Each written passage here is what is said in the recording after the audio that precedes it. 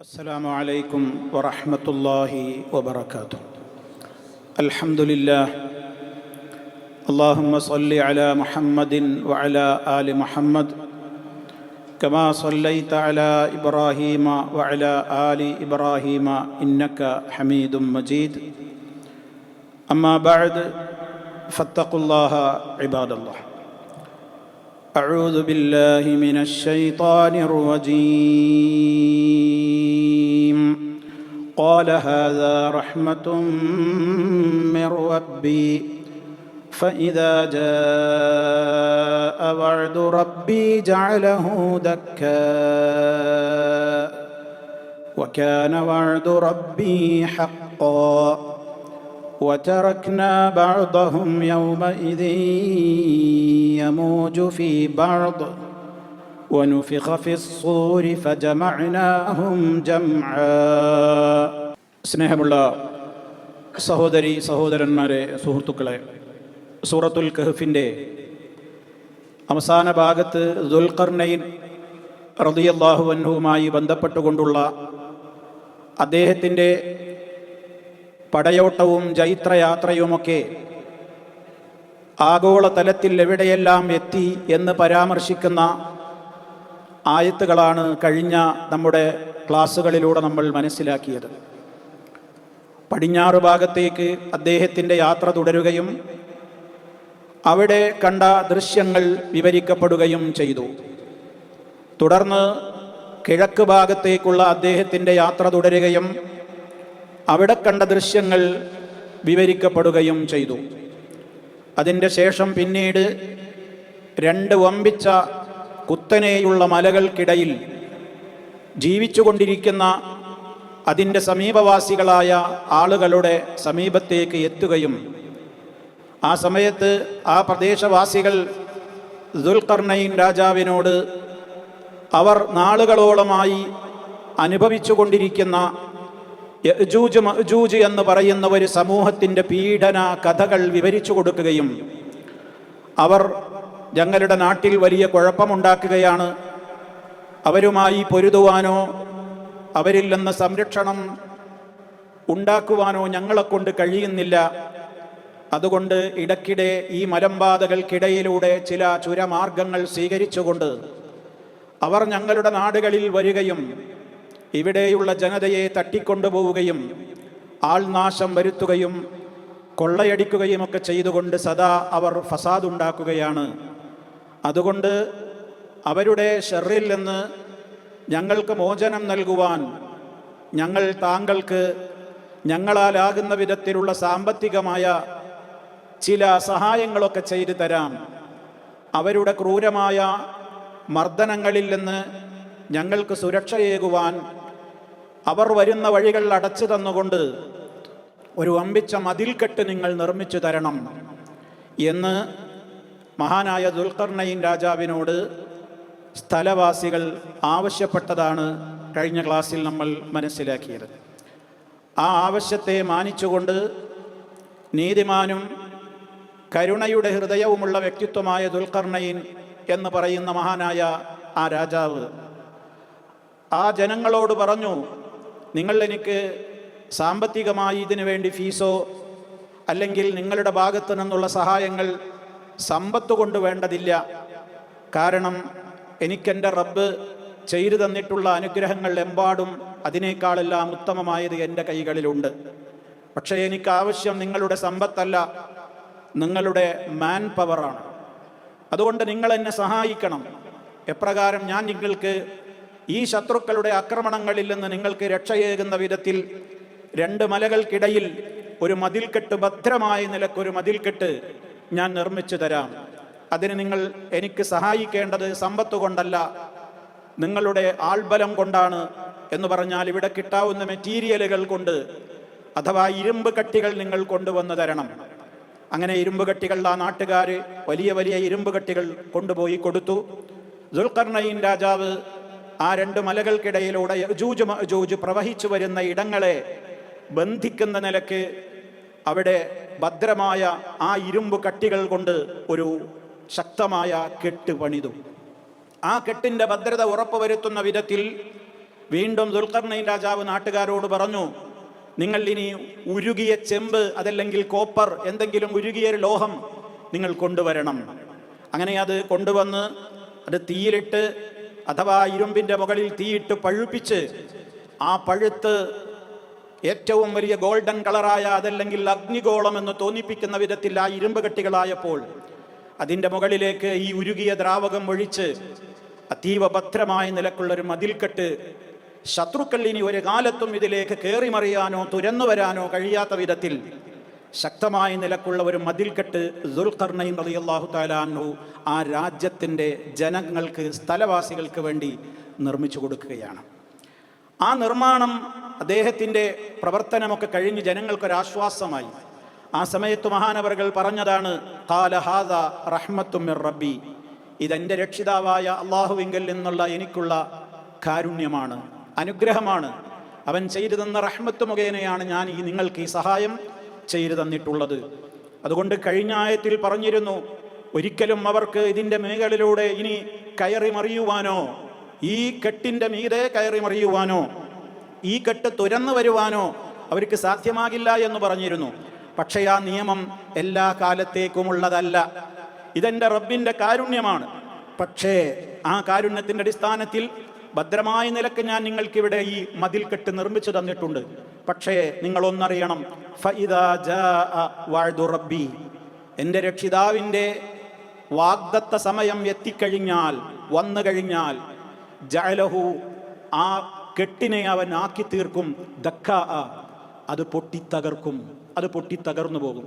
ഭദ്രമായ ഈ കെട്ട് തന്നെ എന്ത് ചെയ്യും? ഒരു സമയമുണ്ട്, ആ സമയമെത്തുമ്പോൾ അതൊക്കെ തകർത്ത് ആളുകൾ എന്ത് ചെയ്യും? പുറത്തേക്ക് വരും.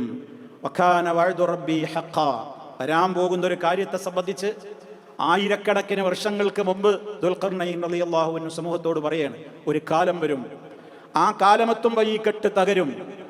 റബ്ബിൻ്റെ തീരുമാനത്തിൻ്റെ ഒരു ദിവസം വരാനുണ്ട്, ആ ദിവസത്തിൽ ആ കെട്ട് തകരും. അത് തകരുമ്പോൾ, ആ തകരും എന്നുള്ളത് വകാന വഅദു റബ്ബി, എൻ്റെ രക്ഷിതാവിൻ്റെ വാഗ്ദത്തം, അത് ഹഖ്ഖ, 100% യഥാർത്ഥമാണ്, സത്യമാണ്, അത് സംഭവിക്കാനുള്ളതാണ്. എന്നിട്ട് പറയാണ്, ആ സമയത്ത് വതറക്നാ ബഅദഹും, നാം അവരിൽ ചിലരെ ഉപേക്ഷിച്ചിടുന്നതാണ്. യൗമഇദിൻ, അന്നത്തെ ദിവസം, യമൂജു ഫീ ബഅദിൻ, തിരമാലകൾ പോലെ അവരിൽ ചിലർ ചിലരുടെ മേലിലേക്ക് മറിഞ്ഞു മറിഞ്ഞു പ്രവഹിച്ചു വരും. അപ്പോൾ അന്ത്യനാളിൻ്റെ അടയാളമായി കൊണ്ട് സംഭവിക്കാനിരിക്കുന്ന ഒരു കാര്യത്തെക്കുറിച്ചാണ് ഇവിടെ പറയാൻ പോകുന്നത്. ഇതിനാണ് ഞാൻ കഴിഞ്ഞ ക്ലാസ്സിൽ, ആരെങ്കിലും ഇത് ശ്രവിക്കാത്തവരുണ്ടെങ്കിൽ ഈ ആമുഖം അവർ കേട്ടിട്ടില്ലെങ്കിൽ അവർക്ക് തീരുവോളം ഒന്നും മനസ്സിലാവില്ല.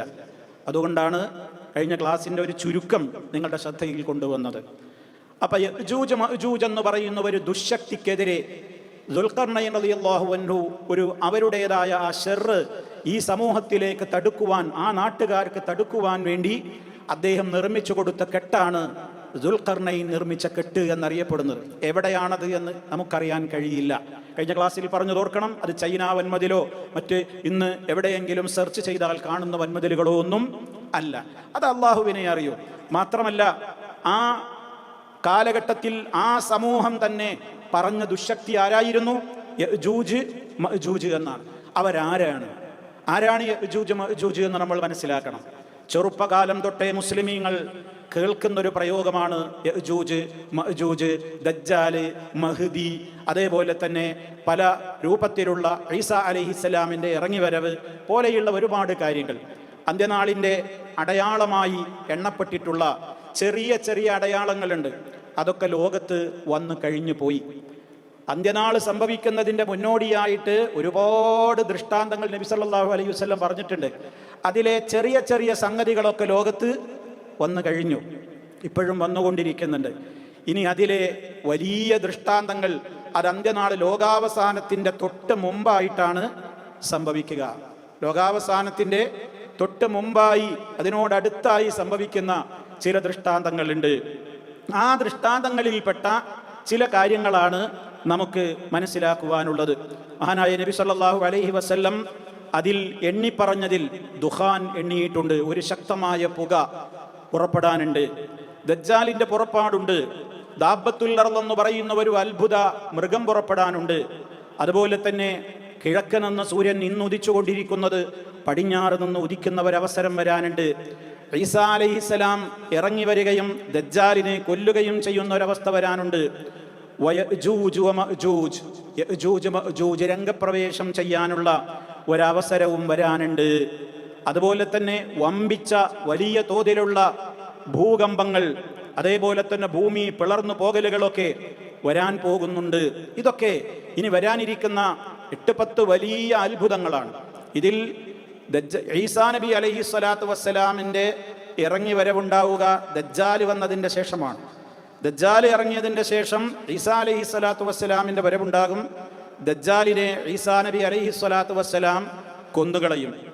അതിൻ്റെ ശേഷം പിന്നെ സംഭവിക്കുന്ന ഈസാ അലൈഹി സ്വലാത്തു വസ്സലാമും വിശ്വാസികളും, അഥവാ ഈസാ നബി അലൈഹി സ്വലാം അവസാന കാലഘട്ടത്തിൽ വരുന്നത് ഒരു നബിയായിക്കൊണ്ടല്ല. കാരണം മുഹമ്മദ് മുസ്തഫ സല്ലല്ലാഹു അലൈഹി വസല്ലമോടുകൂടി പ്രവാചക ശൃംഖല അവസാനിച്ചിരിക്കുന്നു. ഇനി ഈസാ അലൈഹി സ്വലാത്തു വസ്സലാം വരുമ്പോൾ മുഹമ്മദ് നബി സല്ലല്ലാഹു അലൈഹി വസല്ലമിൻ്റെ ശരീഅത്തിനെ പിന്തുടരുന്ന പ്രവാചകന്റെ ഒരു ഫോളോവറായിട്ടാണ്, അല്ലാതെ ഒരു നബിയായിട്ടല്ല ഈ ഭൂമിയിലേക്ക് ഇനി ആകാശലോകത്ത് നിന്ന് ആരിറങ്ങി വരിക? ഈസാ അലൈഹി സ്വലാത്തു വസ്സലാം ഇറങ്ങി വരിക. ഈസാ നബി ഒരു നല്ല ഭരണാധികാരിയായി നീതിമാനായ വ്യക്തിത്വമായിട്ടൊക്കെയാണ് ഈസാ അലൈഹിസ്സലാം ഈ ലോകത്തേക്ക് ഇറങ്ങുക. അദ്ദേഹം ഇറങ്ങുന്ന സമയം ഹദീസുകളിൽ വന്നിട്ടുണ്ട്, ഞാൻ വിശദീകരിക്കുന്നില്ല. അദ്ദേഹത്തിൻ്റെ ശരീരത്തിൻ്റെ രൂപം വരെ വിശദീകരിച്ചിട്ടുണ്ട്. മുടിയിൽ നിന്ന് വെള്ളം ഇങ്ങനെ ഇറ്റുന്നത് പോലെ എന്ന് മുടിയുടെ അഴകിനെ വർണ്ണിച്ചിട്ടുണ്ട്. അദ്ദേഹം ഇറങ്ങുന്ന വേളയിലുള്ള പ്രത്യേകമായ ഒരുപാട് അടയാളങ്ങൾ ഹദീസുകളിലുണ്ട്. അതൊക്കെ അതാത് സ്ഥലങ്ങളിൽ നമ്മൾ അന്ത്യനാളിൻ്റെ അടയാളങ്ങളൊക്കെ വിശദീകരിച്ചപ്പോൾ വിശദീകരിച്ചിട്ടുണ്ട്, നിങ്ങൾക്ക് കേൾക്കാവുന്നതുമാണ്. ഇവിടെ നമുക്ക് ഇന്ന് മനസ്സിലാക്കുവാനുള്ളത്, ഈ സൂറത്തിൽ അല്ലാഹു തആല പറഞ്ഞ യഅജൂജ് മഅജൂജ്, ഇവരുടെ ആ പ്രവാഹത്തെ അന്ന് താൽക്കാലികമായി എന്തു ചെയ്തിട്ടുണ്ട്? ഭദ്രമാക്കി അവരെ കെട്ടിനുള്ളിലാക്കി തടഞ്ഞു വെച്ചിട്ടുണ്ട്. മനുഷ്യർ തന്നെയാണ് ഇവര്, ഒരു മനുഷ്യപുത്രന്മാർ തന്നെയാണ്. ആദം അലൈഹിസ്സലാമിൻ്റെ സന്തതികളിൽപ്പെട്ട സന്തതികളായ മനുഷ്യവർഗത്തിലെ ഒരു വിഭാഗം തന്നെയാണ്. 2 സമൂഹങ്ങളുടെ പേരാണെന്ത്? യഅജൂജ് മഅജൂജ്. ഗോഗ് മാഗോഗ് എന്നും യാഗോഗ് മാഗോഗ് എന്നുമൊക്കെ ഇംഗ്ലീഷിലുമൊക്കെ നമുക്ക് സെർച്ച് ചെയ്ത് നോക്കിയാൽ കാണാൻ സാധിക്കും. അവരുടെ ശരീരപ്രകൃതത്തെ സംബന്ധിച്ചുള്ള പല റിപ്പോർട്ടുകളും കാണാൻ സാധിക്കും. അവരുടെ മുഖം ഇങ്ങനെയാണ്, കൈകാലുകൾ ഇങ്ങനെയാണ്, കളർ ഇങ്ങനെയാണ് പോലെയുള്ള പല വ്യത്യസ്തങ്ങളായ റിപ്പോർട്ടുകളും അവയെക്കുറിച്ചൊക്കെ പണ്ഡിത ലോകത്ത് ചിലതൊക്കെ ദുർബലമായവയാണ്, അതൊന്നും അത്ര കൃത്യമായി തെളിയിക്കപ്പെട്ട കാര്യങ്ങളല്ല എന്നൊക്കെ പറയപ്പെട്ടിട്ടുമുണ്ട്. എന്തായിരുന്നാലും അവർ ഇനി അവസാന കാലത്ത് ഈ ഒരു വർഗം, ഈ ഒരു യഅജൂജ് മഅജൂജ് എന്ന സമൂഹം ഇനി വരാനുള്ളതാണ്. അത് ഈസാ നബിയൊക്കെ വന്ന് ദജ്ജാലിനെയൊക്കെ കൊന്നിട്ട് അതിൻ്റെ ശേഷമാണ് ആരുടെ പുറപ്പാട്? യഅജൂജ് മഅജൂജ് എന്ന് പറയുന്നവരുടെ പുറപ്പാട് ഉണ്ടാവുക. അതിനെക്കുറിച്ചാണ് ഇവിടെ ഈ ആയത്തിൽ ഇപ്പൊ പറഞ്ഞിരുന്നത്.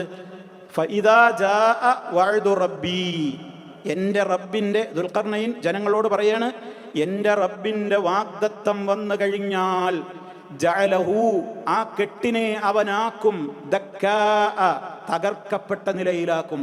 അത് തകരും.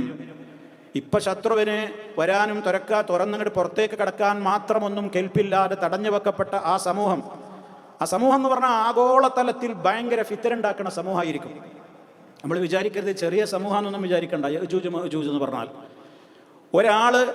നല്ലവരൊരാൾ ഭൂമിയിലുണ്ടെങ്കിൽ 999 അവരുണ്ടാവുന്നതാണ്. അപ്പൊ എത്ര ആയിരിക്കും അവരുടെ ഒരു മെജോറിറ്റി? നബി സല്ലല്ലാഹു അലൈഹി വസല്ലം പറഞ്ഞതാണത്. യഅജൂജ് മഅജൂജിൽപ്പെട്ടവർ അഥവാ നരകത്തിലേക്ക് പോകും അവർ മുഴുവനും. ഈ ഉമ്മത്തിൽ നിന്ന് മുഅ്മിനീങ്ങളായ ആളുകൾ 1000-ൽ ഒരാൾ സ്വർഗത്തിൽ. 1000 ആളുണ്ടെങ്കിൽ ആ കാലത്ത് 1000 ആളുള്ളവരിൽ ഒരാൾ മാത്രം എവിടെ പോകും? സ്വർഗത്തിൽ പോകും. ബാക്കി ആ ഒരാൾ നിങ്ങളുടെ കൂട്ടത്തിലായിരിക്കും. ബാക്കി 999 ആരുടെ കൂട്ടത്തിൽ നിന്നായിരിക്കും? യഅജൂജ് മഅജൂജിൽ നിന്നായിരിക്കും. അപ്പൊ അന്ന് അവരുടെ ഒരു അംഗസംഖ്യ, ആ ജനതയുടെ ഒരു പോപ്പുലേഷൻ എത്രയായിരിക്കുമെന്ന് നമുക്ക് ഊഹിക്കാവുന്നതിനും അപ്പുറമാണ്. അത്ര വർദ്ധിത തോതിലായിരിക്കും അവരുടെ എണ്ണം ഉണ്ടാവുക. നബി സല്ലല്ലാഹു അലൈഹി വസല്ലം പറയണം. അങ്ങനെ അന്ന് അവർ ഇത് കെട്ടുപൊട്ടിച്ച് രംഗത്തേക്ക് വരും. എന്നാൽ അത് തകരുകയാണ്. അത് തകരാനുള്ള സാഹചര്യമൊക്കെ ഹദീസുകളിലുണ്ട്. നമുക്കൊരല്പം വിശദമായി തന്നെ, ചിലപ്പോൾ ഇന്ന് തീർന്നില്ലെങ്കിൽ അടുത്ത ക്ലാസ്സിലായിട്ട് പറയേണ്ടി വരും. ശരിക്കും നമ്മൾ മനസ്സിലാക്കിയിരിക്കേണ്ട കാര്യങ്ങളാണ് അതൊക്കെ. ഹദീസുകളിൽ വന്നിട്ടുള്ളത്, സഹീഹായ ഹദീസുകളിൽ വന്നിട്ടുള്ളത് നമ്മുടെ ബുദ്ധിയുടെയോ യുക്തിയുടെയോ അളവുകോലുകൊണ്ട് ഒരിക്കലും അളക്കാനാവില്ല. അത് നബി സല്ലല്ലാഹു അലൈഹി വസല്ലം എന്തു പറഞ്ഞുവോ അതപ്പടി നമ്മൾ കേൾക്കുന്നു, അംഗീകരിക്കുന്നു, അനുസരിക്കുന്നു. എന്താണെന്നും നമുക്കറിയൂല. അതിനപ്പുറം അതിന് മറ്റേതെങ്കിലും വ്യാഖ്യാനങ്ങൾ നൽകി മറ്റു തലങ്ങളിലേക്ക് അതിനെ കൊണ്ടുപോകാനൊന്നും നമ്മൾ ആളല്ല, നമുക്കതിന് പാടുള്ളതുമല്ല. അതുകൊണ്ട് തന്നെ ഇവിടെ യജൂജ് മഅജൂജ് എന്ന് ചെറുപ്പം മുതലേ കുട്ടികൾ കേൾക്കുന്നുണ്ട്. എന്താ യജൂജ് മഅജൂജ്? പല മുസ്ലിമീങ്ങൾക്കും അറിഞ്ഞൂടാ. യജൂജ് മഅജൂജ് അൽ കഹ്ഫിൽ വെള്ളിയാഴ്ച അങ്ങനെ ഓതുന്നുണ്ട്. യജൂജ് മഅജൂജ് എന്നൊക്കെ ഒരു 2 സ്ഥലത്ത് കാണുന്നുണ്ട്. ഇനി അംബിയായിൽ വേറെയുണ്ട്. അംബിയാ സൂറത്തിലും പറയുന്നുണ്ട് യജൂജ് മഅജൂജിനെ സംബന്ധിച്ച്. അവിടെ പറയുന്നത് എന്താണ്? ഹത്താ ഇദാ ഫുതിഹത് യജൂജു വമഅജൂജു വഹും മിൻ കുല്ലി ഹദബിൻ യൻസിലൂൻ വഖ്തറബ الوعد الحق فإذا هي شاخصة أبصار الذين كفروا يا ويلنا قد كنا في غفلة من هذا بل كنا ظالمين. സൂറത്തുൽ അംബിയ 96-97 ആയത്തുകൾ. അവിടെയാണ് പിന്നെ യജൂജ് മഅജൂജിന്റെ പരാമർശം വന്ന 3-ാമത്തെ സ്ഥലം. 2 സ്ഥലം ഇവിടെയാണ്. സൂറത്തുൽ കഹ്ഫ് 3-ാമത്തെ ഇടം സൂറത്തുൽ അംബിയയിൽ. അപ്പൊ ഈ യജൂജ് മഅജൂജിനെ ഇപ്പൊ ഭദ്രമാക്കി അവരെ ഇങ്ങനെ കെട്ടി നിർത്തിയിരിക്കുകയാണ്. ഇനി അവര് രംഗപ്രവേശം ചെയ്യുന്ന കാലത്ത് മൊത്തം ഇവിടം കെട്ട് നശിപ്പിക്കും അവരുടെ വരവുണ്ടാകുമ്പോൾ. അങ്ങനെയുള്ള ഒരു കാലം ഈ സമൂഹത്തിന്റെ മുമ്പിൽ വരുമ്പോൾ മഹാനായ നബി സല്ലല്ലാഹു അലൈഹി വസല്ലം അന്ന് തന്നെ ഈ യജൂജ് മഅജൂജ് രക്ഷപ്പെടാനും പുറത്തു കടക്കാനുമുള്ള ശ്രമങ്ങൾ കുറച്ചു മുമ്പേ തുടങ്ങിയിട്ടുണ്ട് എന്നാണ് ഹദീസുകൾ നമുക്ക് മനസ്സിലാക്കി തരുന്നത്. യജൂജ് മഅജൂജ് ശ്രമം നടത്തായികയില്ല. എന്തിന്? അവരെ തടവിലാക്കപ്പെട്ടിട്ടുള്ള ആ ഒരു തടവിൽ നിന്ന് ഈ മതിൽ തുരന്ന് അല്ലെങ്കിൽ ചാടിക്കടന്ന് രാജ്യമൊട്ടാകെ കുഴപ്പമുണ്ടാക്കണം എന്ന ആഗ്രഹം യജൂജ് മഅജൂജ് സമൂഹത്തിന് പാരമ്പര്യമായിട്ടുണ്ട്. അത് ഓരോ കാലത്തും അവർ ശ്രമിക്കുന്നുണ്ട് പുറത്തു കിടക്കാൻ, ഒന്ന് പുറത്തേക്ക് വരാൻ, കുഴപ്പമുണ്ടാക്കാൻ. ആ കാലഘട്ടത്തിൽ അതീവ കുഴപ്പക്കാരായിരിക്കും അവർ എന്നാണ്. ആർക്കും അവരുമായിട്ട് പോരാടാൻ കഴിയൂല എന്നാണ്. ഒക്കെ നമുക്ക് ഹദീസുകളിൽ കേൾക്കാൻ ഒക്കെ സഹിഹായ ഹദീസുകൾ. അവിടെ നബി സല്ലല്ലാഹു അലൈഹി വസല്ലം പറയുന്നുണ്ട്, അള്ളാഹുവിൻ്റെ റസൂൽ സല്ലല്ലാഹു അലൈഹി വസല്ലം ഒരിക്കൽ, നമ്മുടെ ഉമ്മ പറയാണ്, സൈനബ റളിയല്ലാഹു തആല അൻഹയാണ് ആ സംഭവം പറയുന്നത്. നബി സല്ലല്ലാഹു അലൈഹി വസല്ലം ഒരിക്കൽ അവരുടെ സമീപത്തേക്ക് കയറി വന്നു. പേടിച്ചിട്ടാണ് കയറി വരുന്നത്, വളരെ ഭയപ്പെട്ടുകൊണ്ടാണ് കയറി വരുന്നത്. ഇമാം ബുഖാരി റിപ്പോർട്ട് ചെയ്ത ഹദീസാണ്. പേടിച്ചു വരികയാണ്. അപ്പോൾ ഉമ്മ അത്ഭുതപ്പെട്ടു, എന്താ സംഭവിച്ചത്? അള്ളാഹിൻ്റെ റസൂൽ പതിവ് പോലെ അല്ലല്ലോ, ഇന്ന് കുറച്ച് പേടിയിലാണല്ലോ, എന്താണ് ഇത്ര വെപ്രാളപ്പെട്ടുകൊണ്ട് കയറി വരുന്നത്? അള്ളാഹുവിൻ്റെ റസൂൽ പറയുന്നുണ്ട്, ലാ ഇലാഹ ഇല്ലല്ലാഹ്. വിഷമവും സങ്കടവും പ്രയാസവും പേടിയൊക്കെ വന്ന അള്ളാഹിൻ്റെ റസൂൽ വേഗം പറയാന്താ? ലാ ഇലാഹ ഇല്ലല്ലാഹ്. നമ്മളോടൊക്കെ അതാ പറയാൻ പറഞ്ഞു. വല്ലാത്ത പേടി വരുന്നുണ്ടോ? മനസ്സിന് വിഷമം വരുന്നുണ്ടോ? പ്രതിസന്ധികൾ വരുന്നുണ്ടോ? മനക്ലേശമുണ്ടോ? വല്ലാത്ത ടെൻഷനുണ്ടോ? ആവർത്തിച്ച് പറയാനാ. ലാ ഇലാഹ ഇല്ലല്ലാഹുൽ അളീമുൽ ഹലീം, ലാ ഇലാഹ ഇല്ലല്ലാഹു റബ്ബുൽ അർശിൽ അളീം, ലാ ഇലാഹ ഇല്ലല്ലാഹ് റബ്ബുസ് സമാവാതി വറബ്ബുൽ അർളി വറബ്ബുൽ അർശിൽ കരീം. നമ്മളൊക്കെ ടെൻഷൻ വരുമ്പോൾ ഈ ദിക്ർ ഉരുവിട്ടുകൊണ്ടേയിരിക്കണം, മനസ്സിന് നല്ല സമാധാനം ഉണ്ടാവും. ഇവിടെ നബി സല്ലല്ലാഹു അലൈഹി വസല്ലം കണ്ടോ, പേടിച്ച് ബേജാറായി സൈനബ ഉമ്മയുടെ വീട്ടിൽ കയറി വരികയാണ്. കയറി വരുമ്പോൾ തന്നെ മുഖത്ത് പേടി പ്രകടമാണ്. അപ്പോൾ തന്നെ സൈനബ ഉമ്മ ബീവിക്ക് മനസ്സിലായി കാര്യം പന്തിയല്ല, എന്തോ ഗൗരവമായൊരു വിഷയം അവിടത്തേക്ക് പറയാനുണ്ട്. നബിതങ്ങൾ കയറി വന്ന ഉടനെ ഉമ്മ കേൾക്കുന്നതാണ്, ലാ ഇലാഹ ഇല്ലല്ലാഹ് വൈലുൽ ലിൽ അറബി, അറബികൾക്ക് നാശം, മിൻ ശർരിൻ ഖദ് ഇഖ്തറബ, ഇതാ ഒരു വലിയ ശർറ് വരാനടുത്തിരിക്കുന്നു, ഒരു മഹാദുരന്തം വരാനടുത്തിരിക്കുന്നു. ഫുതിഹ മിൻ റദ്മി യഅജൂജ് വമഅജൂജ് മിസ്ല ഹാദിഹി, ഇതാ ഇത്ര യഅജൂജ് മഅജൂജിന്റെ കെട്ട് തുറക്കപ്പെട്ടിരിക്കുന്നു, ഇത്ര തുറക്കപ്പെട്ടിരിക്കുന്നു എന്ന് പറഞ്ഞിട്ട് അവിടുന്ന് കൈകൊണ്ട് ഇങ്ങനെ ആംഗ്യം കാണിച്ചു. എപ്രകാരം? വഹല്ലഖ ബിഇസ്ബഅൈഹി, തൻ്റെ 2 വിരലുകൾ കൊണ്ട് ഇങ്ങനെ വട്ടം പിടിച്ചു. ഏതാ 2 വിരലുകൾ? അൽ ഇബ്ഹാം തള്ളവിരലും വല്ലത്തി തലീഹ അതിനോടടുത്തുള്ള ചൂണ്ടുവിരലും തമ്മിൽ ഇങ്ങനെ റൗണ്ടാക്കിയിട്ട് ഇങ്ങനെ പിടിച്ചതാ. ഇത്ര അവര് പൊട്ടിച്ചിട്ടുണ്ട്, ഇത്ര അവരത് തുരന്നിട്ടുണ്ട്. പുറത്തു കിടക്കാൻ പറ്റൂല, വെളിച്ചം പുറത്തേക്ക് കാണിക്കാനൊന്നും പറ്റൂല. പക്ഷേ അവരുടെ ശ്രമം ഏതാണ്ട് ഇത്ര വിജയിച്ചിട്ടുണ്ട് എന്ന് പറഞ്ഞ് ഉമ്മയോട് പറഞ്ഞു കൊടുക്കുകയാണ്. ഇങ്ങനെ ആംഗ്യം കാണിച്ചിട്ട് റൗണ്ട് ഇത്ര ഒരു സ്ഥലം അവർ ആ കെട്ടിൽ നിന്ന് തുരന്ന് പൊട്ടിച്ചിട്ടുണ്ട്, തുറന്നിട്ടുണ്ട്. അപ്പോൾ ഖാലത്ത് സൈനബ ബീവി റളിയല്ലാഹു തആല അൻഹ പറഞ്ഞു, ഫഖുൽതു, അപ്പോൾ ഞാൻ പറഞ്ഞു, യാ റസൂലല്ലാഹ്, അല്ലാഹുവിന്റെ റസൂലേ, അനുഹ്ലികു, നമ്മൾ നശിപ്പിക്കപ്പെടുമോ? വഫീന സാലിഹൂൻ, നമ്മളുടെ കൂട്ടത്തിൽ ഒരുപാട് നല്ല ആളുകളില്ലേ, ഇവരെങ്ങാനും കെട്ടുപൊട്ടിച്ച് രംഗത്ത് വരുമ്പോ ആകെ നശിപ്പിക്കുമെന്നല്ലേ? അങ്ങനെ നശിപ്പിക്കപ്പെടുമ്പോ ഇവിടെ നല്ല ഒരുപാട് മനുഷ്യന്മാരുണ്ടാവില്ലേ? അള്ളാഹുവിനോട് അടുപ്പമുള്ള നല്ലവരുണ്ടാകില്ലേ? നല്ലവരായ ആണുങ്ങളും പെണ്ണുങ്ങളും ഒക്കെ ഉണ്ടാവില്ലേ? ഈ തെമ്മാടികളെ നശിപ്പിക്കുമ്പോ, അവരിൽ ഈ രൂപത്തിൽ അവരെ നശിപ്പിക്കുമ്പോ അത് കാരണമായി മറ്റുള്ളവരും അതിൽ പെട്ടുപോവില്ലേ എന്ന് സൈനബ റളിയല്ലാഹു തആല അൻഹ റസൂലുള്ളാഹിനോട് ചോദിച്ചപ്പോൾ അള്ളാഹിന്റെ റസൂൽ പറഞ്ഞു, നഅം, അങ്ങനെ ചിലപ്പോൾ സംഭവിക്കും. ഇദാ കസുറൽ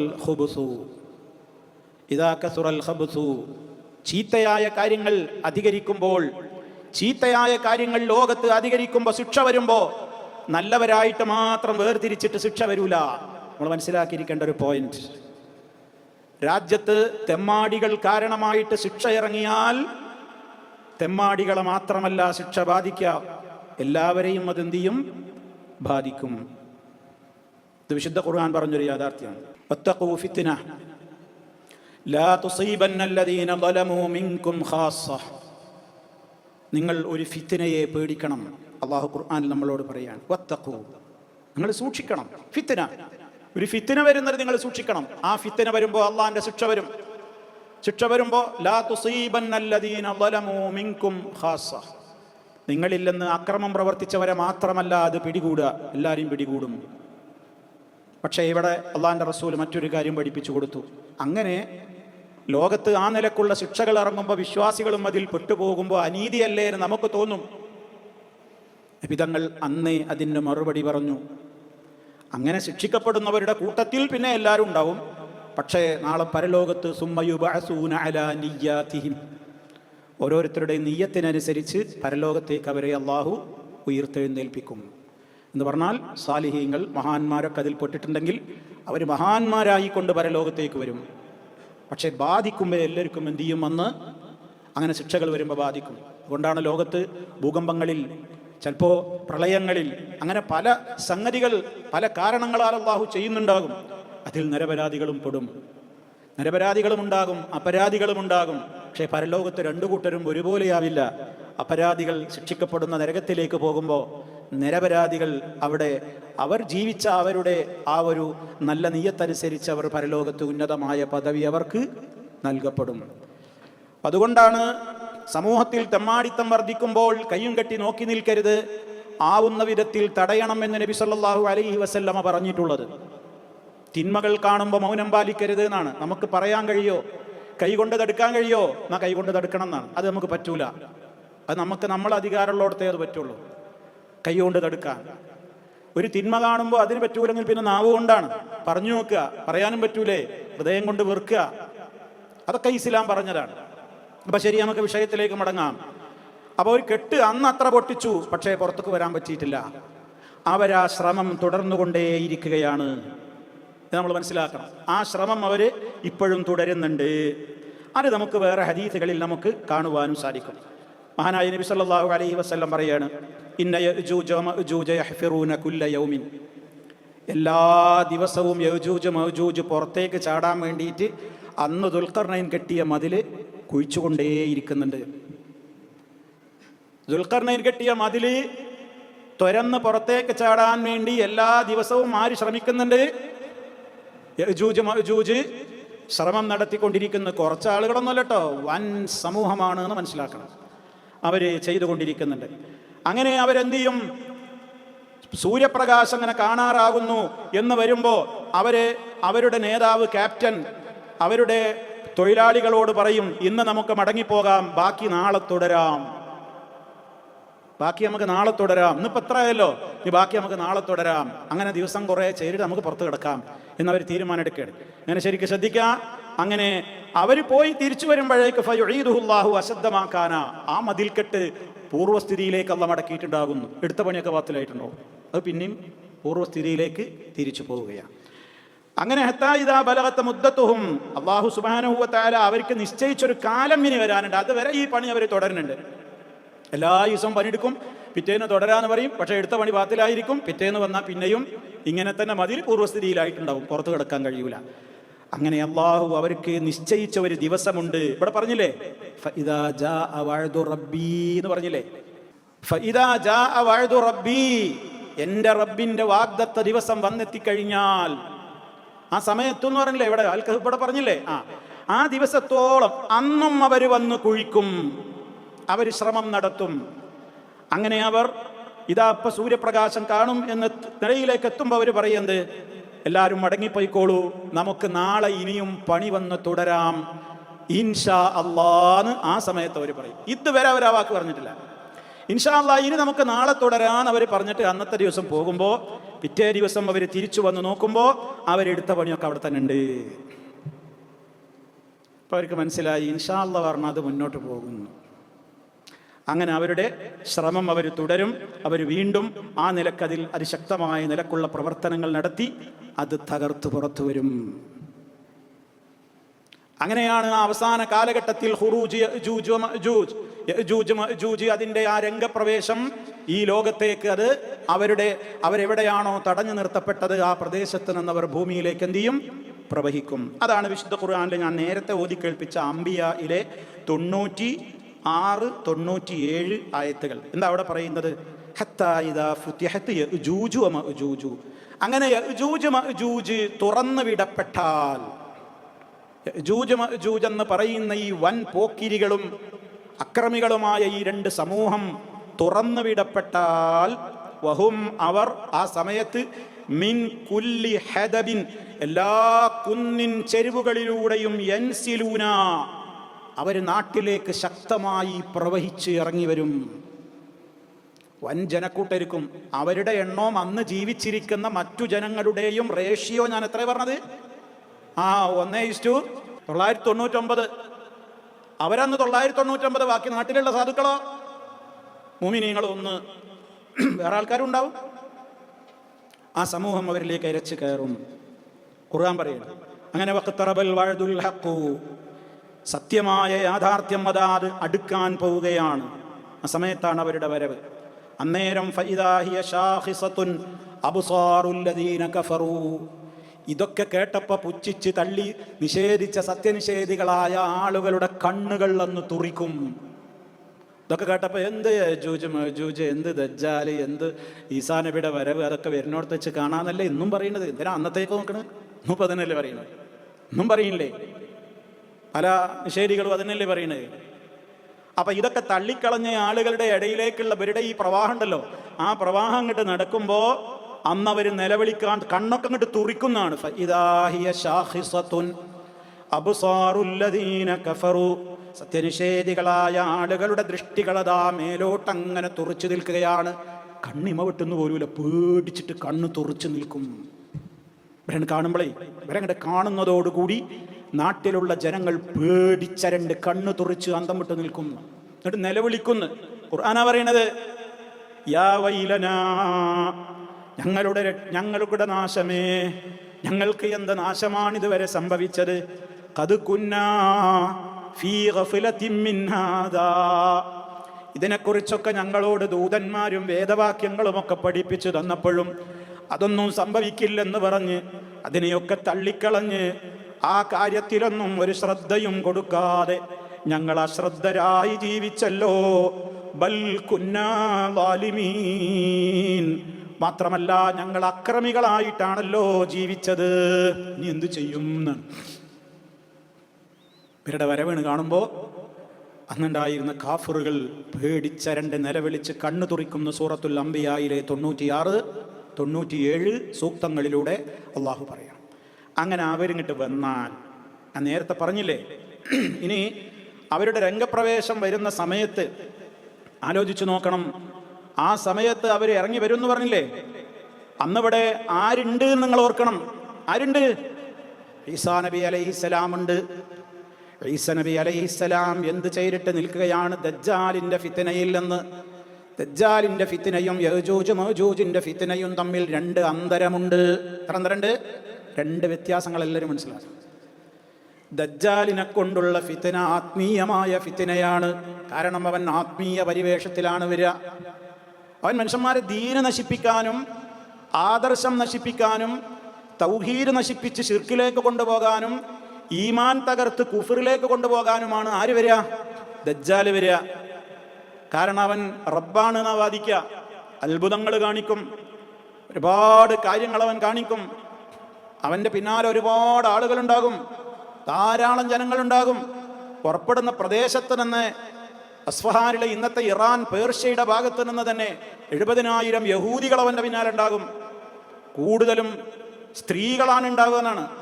സ്ത്രീകളായിരിക്കും കൂടുതൽ ദജ്ജാലിന്റെ പിന്നാലെ. കാരണം എന്തെങ്കിലും ഒരു കറാമത്തോ അത്ഭുതമൊക്കെ കാണാൻ നിൽക്കുകയാണ് പിന്നാലെ കൂടാൻ പെണ്ണുങ്ങൾ. അന്നത്തെ കാലഘട്ടത്തിലെ ജനങ്ങള് അവരെ പെണ്ണുങ്ങളെ വീട്ടിൽ കെട്ടിടാൻ നോക്കുന്നതാണ്. കാരണം അത്രക്ക് വീട്ടിൽ നിന്ന് പെണ്ണുങ്ങൾ ദജ്ജാലിന്റെ പിന്നാലെ ഓടും, മഹാനാണെന്ന് പറഞ്ഞിട്ട്. അപ്പൊ നോക്കണം നിങ്ങൾ, ആ കാലത്തെ ഈസാ അലൈഹി ഇസ്ലാമിന്റെ വരവും, ഈസാ നബി അലൈഹി ഇസ്ലാം ദജ്ജാലിനെ ലുദ് കവാടത്തിൽ ഈസാ അലൈഹി ഇസ്ലാം ദജ്ജാലിനെ കൊന്നുകളയും. അതിൻ്റെയൊക്കെ ശേഷം ഇവിടെ ഈസാ നബിയും വിശ്വാസികളും ഒക്കെ ഇവിടെ ഉള്ള സമയത്താണ് ആരുടെ പുറപ്പാട്? യജൂജ് എന്ന് പറയുന്ന ഈ വൻ ശക്തി മതിൽ പൊട്ടിച്ച് പ്രവാഹം ഈ ഭൂമിയിലേക്ക് നടത്തുന്നത്. ആ സമയത്ത് മഹാനായ ഈസാ നബി അലൈഹിസ്സലാമും അതുപോലെ തന്നെ വിശ്വാസികളൊക്കെ ഇവിടെയുണ്ട്. റഹ്മാനായ റബ്ബ് ആ സമയത്ത് ഈസാ അലൈഹിസ്സലാമിന് വിവരം കൊടുക്കും, ഇതാ ചില ആളുകൾ പുറത്തേക്ക് വന്നിട്ടുണ്ട്, അവരെ ഞാനിപ്പോൾ പുറത്തേക്ക് കൊണ്ടുവന്നിട്ടുണ്ട്. ലായദാനിലി അഹദിൻ ബിഖിതാലിഹിം, അവരോട് പൊരുതാൻ നിങ്ങളെ കൊണ്ട് ആരെ കൊണ്ടും കഴിയൂല. ഈസാ നബി അലൈഹിസ്സലാമിന് പോലും യജൂജ് മഅജൂജിനോട് പൊരുതാൻ കഴിയൂല. അത്രക്ക് വൻ ശക്തിയാ വരുന്നത്. അതുകൊണ്ട് നിങ്ങൾ എന്ത് ചെയ്തോളൂ? തൂർ പർവ്വതത്തിന്റെ മുകളിലേക്ക് വിശ്വാസികളെയും കൊണ്ട് രക്ഷപ്പെട്ടോളൂ. അള്ളാന്റെ ഓർഡർ ആർക്ക്? ഈസാ അലൈഹിസ്സലാമിന്. അപ്പൊ അന്ന് ഈസാ നബി അലൈഹി സ്വലാത്തു വസ്സലാം എന്ത് ചെയ്യും? ഈസാ നബിയും അന്നുള്ള വിശ്വാസികൾ എല്ലാവരും കൂടെ ആത്മരക്ഷാർത്ഥം എങ്ങോട്ട് ഓടിപ്പോകും? തൂർ പർവ്വതത്തിന്റെ മുകളിൽ പർവ്വത ശിഖരങ്ങളിലേക്ക് പോയി അഭയം തേടും. ഭൂമിയിൽ കറങ്ങാൻ വയ്യ, കാരണം യജൂജ് മഅജൂജ് ഇവിടേക്ക് പ്രവഹിച്ചു തുടങ്ങിയിരിക്കുന്നു. അല്ലാഹു അങ്ങോട്ട് നിയോഗിച്ചിരിക്കുന്നു. വഹും മിൻ കുല്ലി ഹദബിൻ യൻസിലൂൻ, എല്ലാ പ്രദേശത്തു നിന്നും പർവ്വതങ്ങൾക്കിടയിലൂടെ അവരിങ്ങനെ എരച്ച് കയറുകയാണ്. നാട്ടിലെ ഒരാളും 999 മണി എങ്ങനെ ഉണ്ടാവും ആ പ്രവാഹം? വിശുദ്ധ ഖുർആൻ പറഞ്ഞതെന്താ? വതറക്നാ ബഅദഹും യൗമഇദിൻ യമൂജു ഫീ ബഅദിൻ, തിരമാല കണക്കെ. എന്താ യമൂജു എന്ന് പറഞ്ഞാൽ? മൗജ് എന്ന് പറഞ്ഞാൽ എന്താ? തിരമാലക്കാ പറയാം മൗജേന്ന്. മാജ യമൂജു, തിരയടിക്കാണ്. തിരമാല വരുമ്പോലത്തെ വരവാ വരികയാണ്. സുനാമി വന്നില്ലേ, അമ്മാതിരിത്തെ വരവാണ് വരികയാണ്. ജനങ്ങൾ ബേജാറാവും, എന്ത് ചെയ്യണം എന്നറിയില്ലാണ്. അത്ര അതിശക്തമായ ആളുകളാണ് വരുന്നത്. അത് വരുന്നതോടുകൂടി ഈസാ നബിക്ക് അല്ലാഹ് വിവരം കൊടുത്തിട്ടുണ്ട്, അപ്പോഴേക്കും മോമിനീങ്ങളെയും കൊണ്ട് എങ്ങോട്ട് രക്ഷപ്പെടാൻ? തൂർ പർവ്വതത്തിന് മുകളിലേക്ക് രക്ഷപ്പെടാൻ വേണ്ടിയുള്ള കൽപ്പനയുണ്ടാകും. അങ്ങനെ ഇവരുടെ ഫസ്റ്റ് ടീമാണ് വരിക കേട്ടോ. ആരുടെ ഫസ്റ്റ് ടീം? യജൂജ് മഅജൂജിന്റെ ഫസ്റ്റ് ടീം. ഫയമുറു അവൈലുഹും, അവരിലെ ആദ്യ നിര ഈ പ്രദേശത്തേക്ക് ഇങ്ങോട്ട് വരും. അവർ കടന്നു പോകും ഏതിലൂടെ? അലാ ബുഹൈറത്തി തബരിയ, തബരിയ തടാകത്തിന്റെ സമീപത്തുകൂടെ അവരാണ് നടന്നു പോകും. തബരിയ തടാകം ഇന്നും ഫലസ്തീനിന്റെ ജൂലാൻ കുന്നുകൾക്കിടയിലൂടെ പരന്നൊഴുകുന്ന ശുദ്ധജലത്തിന്റെ സോഴ്സാണ് തബരിയ തടാകം. ഇന്നതറിയപ്പെടുന്നത് ഗലീലിയ അല്ലെങ്കിൽ ബഹ്റുൽ ജലീൽ എന്നാണ്. ഗലീലി കടൽ എന്നറിയപ്പെടുന്ന സ്ഥലമാണത്. ഉപ്പുവെള്ളമല്ല, ശുദ്ധജലം കിട്ടുന്ന 49 മീറ്ററോളം ഡെപ്തുള്ള, അതുപോലെ തന്നെ 163 ചതുരശ്ര കിലോമീറ്റർ പരന്നൊഴുകുന്ന വലിയ ഒരു ശുദ്ധജലത്തിൻ്റെ വലിയ ഒരു പിന്നെ തടാകമാണെന്ത്? തബരിയ തടാകം. ടെബിരീസ് തടാകം എന്നൊക്കെ നമുക്ക് കാണാൻ സാധിക്കും. 1967 ഫലസ്തീൻ കൈയടക്കിയ ഇന്നത്തെ യഹൂദികൾ ലഅനഹുമുല്ലാഹ്, ആ സമൂഹം അവരെന്തു ചെയ്തു? അവര് വഴിയെ ആ ശുദ്ധജലത്തിൻ്റെ ഈ പറയുന്ന തബരിയ തടാകവും അവരെന്തിയിട്ടുണ്ട്? കയ്യേറിയിട്ടുണ്ട്. അപ്പം ഇന്നും ഇസ്രായേലുണ്ടത്. ഇന്നത്തെ ഇസ്രായേൽ, ഫലസ്തീനാണ് കയ്യേറിയത്. അപ്പോൾ അവിടെയുള്ള ആ ഭാഗത്തുകൂടെയാണ് അവരുടെ വരവ് എന്നർത്ഥം. അപ്പം അങ്ങോട്ടെത്തുമ്പോൾ തബരിയ തടാകത്തിൽ എത്ര ആഴത്തിൽ വെള്ളമുണ്ട്, എത്ര ക്യൂബിക് മീറ്റർ, 49 മീറ്റർ ഡെപ്ത് ഉണ്ട് എന്ന് പറയുമ്പോൾ 163 ചതുരശ്ര അടി സ്ക്വയർ കിലോമീറ്റർ പരന്നു കിടക്കുന്ന ആ വലിയ ഒരു ശുദ്ധജലത്തിൻ്റെ നദി, അതിൻ്റെ സമീപത്തു കൂടെ വരുന്നതിന് ഇവരുടെ ഫസ്റ്റ് ടീം കടന്നു വരികയാണ്. എന്നിട്ടോ ഫയശ്റബൂന മാ ഫീഹാ, അതിലുള്ള വെള്ളം മുഴുവനാണ് കുടിച്ചു തീർക്കും. സുബ്ഹാനല്ലാഹ്. ഉൾക്കൊള്ളാനാകുന്നുണ്ടോ? ഉൾക്കൊള്ളണം. നബി സല്ലല്ലാഹു അലൈഹി വസല്ലം പറയാണ് ഫയശ്റബൂന മാ ഫീഹാ, തബരി തടാകത്തിലുള്ള വെള്ളം മുഴുവൻ മുഴുവൻ തന്നെ യജൂജ് മജൂജ് മുഴുവനായിട്ടില്ല. ഫസ്റ്റ് ടീം കടന്നു പോകുകയാണ് അതിലൂടെ. ഫസ്റ്റ് ടീം കടന്നു പോകുമ്പോൾ തബരിയ തടാകത്തിലെ വെള്ളം അവരാണ് കുടിച്ചു തീർക്കും. അങ്ങനെ യമറു ആഖിറുഹും, അവരുടെ അവസാനത്തെ ടീം അതിലൂടെ അങ്ങോട്ട് വരുമ്പോൾ ഫയഖൂലൂന, അവർ പറയും ലഖദ് കാന ബിഹാദിഹി മറത്തൻ മാഉൻ, ഇതിൽ വെള്ളം ഉണ്ടായിരുന്നു എന്നുള്ള അടയാളം ഇപ്പോൾ എവിടെ പോയി ഇതൊക്കെയാണ്. ഇപ്പോൾ യജൂജ് മജൂജിൻ്റെ സമൂഹത്തിന് പോലും ഫുള്ള് കുടിക്കാൻ ആ തടാകത്തിലെ വെള്ളം മതിയായിട്ടില്ല. അപ്പോൾ എത്ര ആയിരിക്കും അവരുടെ അംഗസംഖ്യ?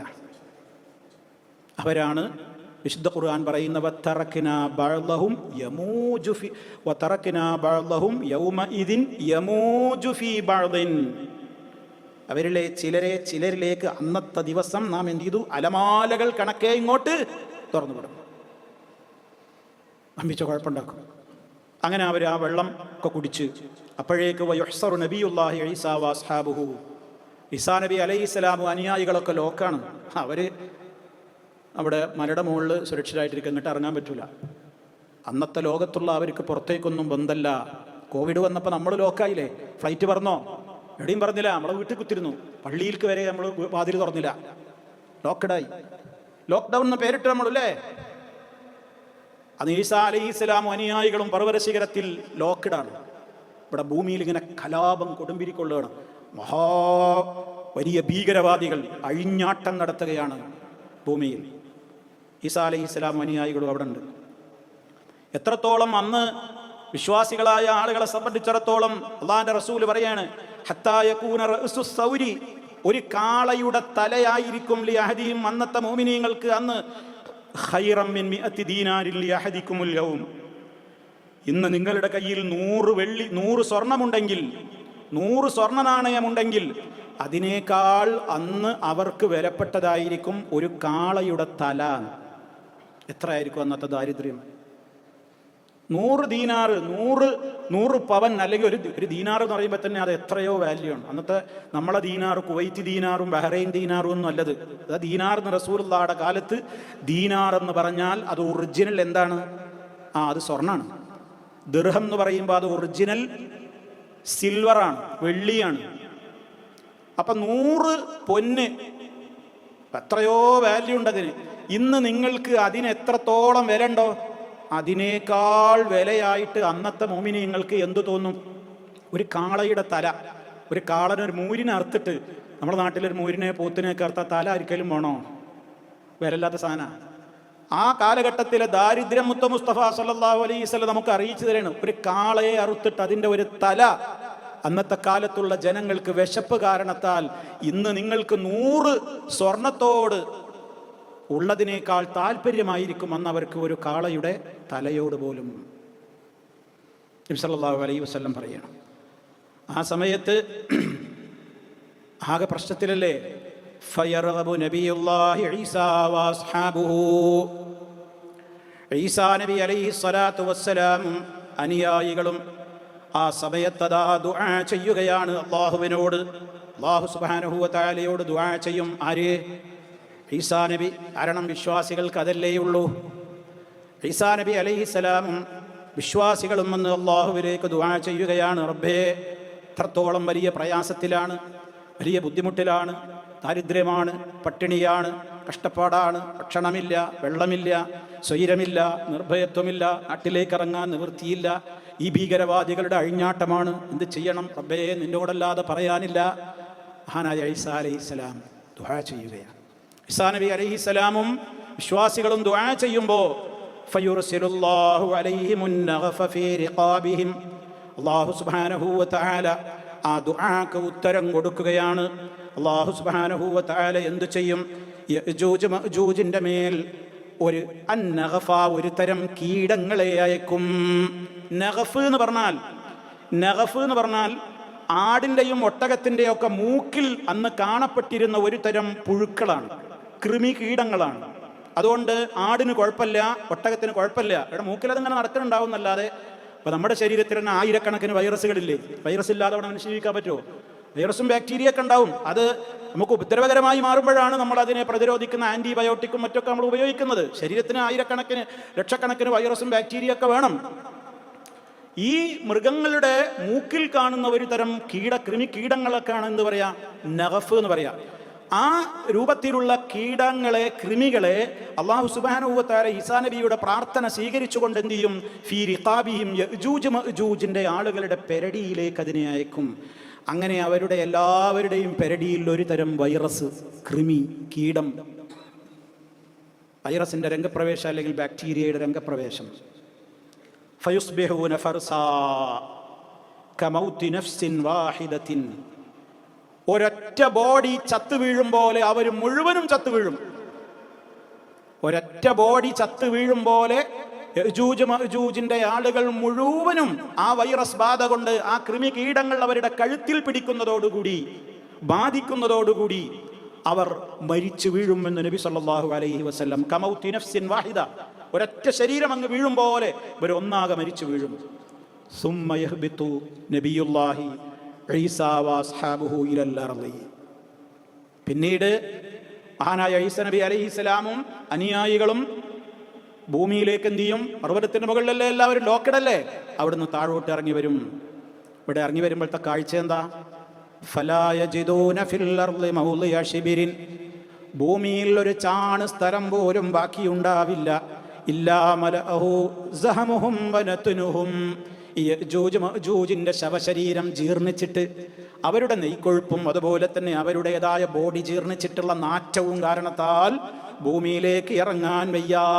നാട്ടിൽ അത്രത്തോളം എന്താണ് ഇത് നിറഞ്ഞു കിടക്കുകയാണ്. കാരണം അത്രയും ടീം ചത്ത് തള്ളി, അതിന്റെ മണവും ദുർഗന്ധവും കൊണ്ട് നാട് നിറഞ്ഞിരിക്കുന്നു. ആ സമയത്തും മഹാനായ ഈസാ നബി അലൈഹിസ്സലാമും വിശ്വാസികളും അല്ലാഹുവിലേക്ക് കൈകൾ ഉയർത്തിക്കൊണ്ട് ദുആ ചെയ്യും. അബ്ബേ, എങ്ങനെ ഇവിടെ നാട്ടിൽ ജീവിക്കാതല്ലേ അവസ്ഥ? ആ അവസരത്തിൽ ഫയുർസിലു, അല്ലാഹു പറഞ്ഞേക്കും, ത്വയ്റൻ, ഒരു കൂട്ടം പക്ഷികളെ, ഒരു കൂട്ടം പക്ഷികളെ അല്ലാഹു എന്ത് ചെയ്യും? പറഞ്ഞേക്കും ഭൂമിയിലേക്ക്. ഒരു കൂട്ടം പക്ഷികൾ. ആ പക്ഷികളുടെ വലിപ്പം എങ്ങനെയുണ്ട്? കഅനാഖിൽ ബുഖ്തി, ഒട്ടകങ്ങളുടെ കഴുത്തുകളെ പോലെ നീളമുള്ള, ഒട്ടകക്കഴുത്തിന് വലിയ നീളല്ലേ, ഒട്ടകക്കഴുത്തുകളെ പോലെ നീളവും വലിപ്പമൊക്കെ ഉള്ള ഒരു തരം പക്ഷികൾ ഭൂമിയിലേക്ക് ഇറങ്ങും.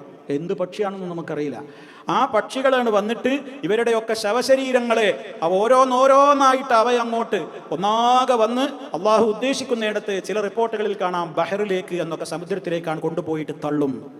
ബോഡി ഭൂമിയിൽ നിന്ന് നീക്കം ചെയ്യാൻ അള്ളാഹു പക്ഷികളെയാണ് നിയോഗിക്കുന്നത്. മുസ്ലിം റിപ്പോർട്ട് ചെയ്ത ഹദീസാണ്.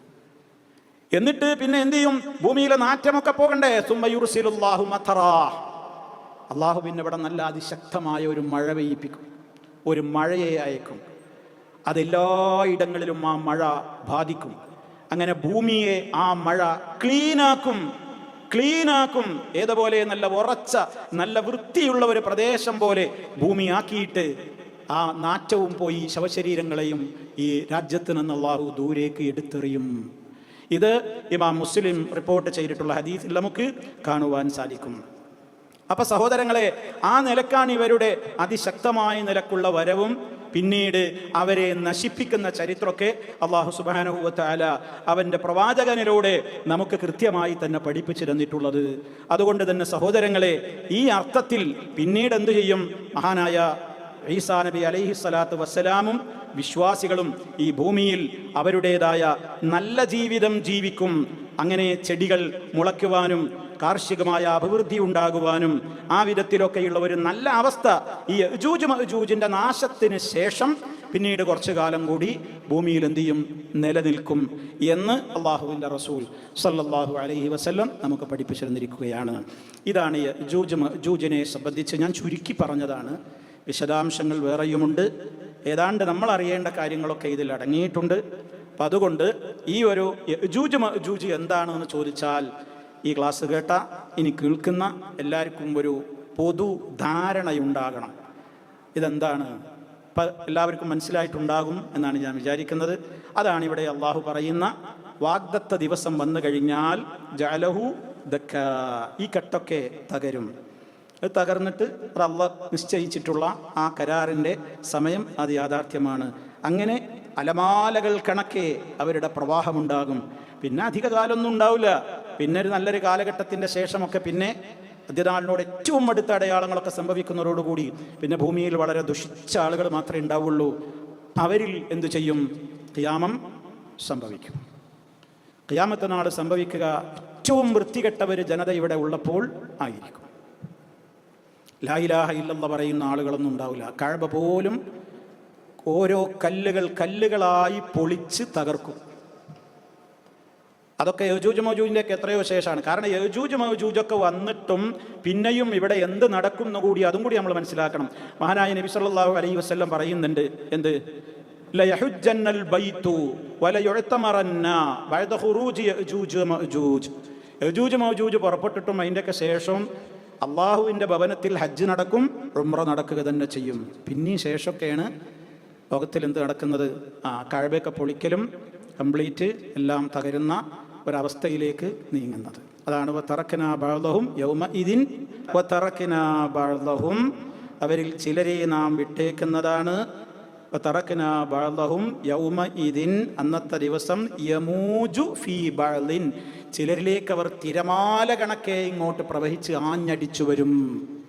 പിന്നെ എന്താ സംഭവിക്കുക? വനുഫിഖ ഫിസ്സൂരി, അതിൻ്റെ ഇടയ്ക്ക് പിന്നെയും നടക്കേണ്ട കാര്യങ്ങളൊക്കെ ഉണ്ട്. വനുഫിഖ ഫിസ്സൂരി, കാഹളത്തിൽ ഊതപ്പെടുകയും ചെയ്യും. ലോകത്തിൻ്റെ നാശത്തിന് വേണ്ടിയുള്ള ഊത്തും പിന്നെ സമ്പൂർണ്ണ നിർമ്മാണത്തിന് വേണ്ടിയുള്ള എല്ലാവരും ജീവിക്കാൻ വേണ്ടിയുള്ള ഊത്തൊക്കെ നടക്കും.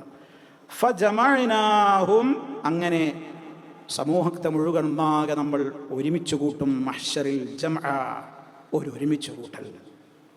അപ്പം അന്ത്യനാൾ പരലോകം മഹ്ശർ സംഭവിക്കുന്നതിൻ്റെ മുമ്പ് ലോകത്ത് ഇതേപോലെയുള്ള കുറേ മഹാത്ഭുതങ്ങൾ സംഭവിച്ചിട്ടേ ലോകം മടങ്ങും. ഇതിന് മുമ്പ് സംഭവിക്കാനിരിക്കുന്ന ഒരുപാട് ദൃഷ്ടാന്തങ്ങളുണ്ട്, പലതുമുണ്ട്. അതൊക്കെ ഇപ്പോൾ നടന്നുകൊണ്ടിരിക്കുന്നുണ്ട്, വന്നതുണ്ട്, വരാനുള്ളതുണ്ട്, ഒക്കെ ഉണ്ട്. അല്ലാഹു സുബ്ഹാനഹു വ തആല ഏറ്റവും ഈമാനോടുകൂടി റബ്ബിനെ കണ്ടുമുട്ടുന്ന സജ്ജനങ്ങളിൽ സാധുക്കളായ നമ്മളെ എല്ലാവരെയും ഉൾപ്പെടുത്തി അനുഗ്രഹിക്കുമാറാകട്ടെ. പാപങ്ങളും അപാകതകളും തെറ്റുകുറ്റങ്ങളും അല്ലാഹു പുറത്തു തരുമാറാകട്ടെ. റബ്ബനാ ആതിനാ ഫിദ്ദുനിയാ ഹസന വഫിൽ ആഖിറതി ഹസനതൻ വഖിനാ അദാബന്നാർ. വൽഹംദുലില്ലാഹി റബ്ബിൽ ആലമീൻ. ഇനി ബാക്കിയുള്ള ആയത്തുകൾ ഇൻഷാ അല്ലാഹ് അടുത്ത ക്ലാസ്സുകളിലൂടെയായി നമുക്ക് സംസാരിക്കാനുണ്ട്. അല്ലാഹു സുബ്ഹാനഹു വ തആല തൗഫീഖ് പ്രദാനം ചെയ്യുമാറാകട്ടെ. അസ്സലാമു അലൈക്കും വറഹ്മത്തുള്ളാഹി വബറകാതുഹു.